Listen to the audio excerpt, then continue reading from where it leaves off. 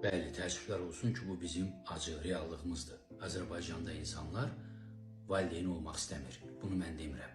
Bunu statistik rəqəmlər deyir. Son 80 ildə Azərbaycanda ilk dəfədir ki, doğum sayında bu qədər azalma var. Diqqətlə qulaq asın, rəqəmləri sizlərin diqqətinə çatdıracağım. 2024-cü ilin yanvar-may ayında Azərbaycanda 43 min uşaq dünyaya gəlib.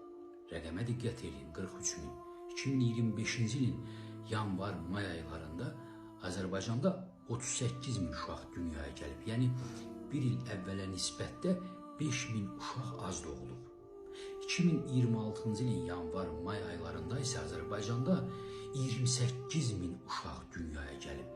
Yəni, bir il əvvələ nisbətdə 10 min uşaq az doğulub. Bu faciədir. Bu demoqrafik faciədir Azərbaycan üçün. Qeyd edeyim ki, 1947-ci ildən bu yana, yəni 80 ildən sonra ilk dəfə də Azərbaycanda belə göstərici qeydə alınır və bu göstərici artan qrafiklə, yəni bizə ziyanla davam edəcək. Bir sözlə, ölkədə heç kim valideyn olmaq istəmir.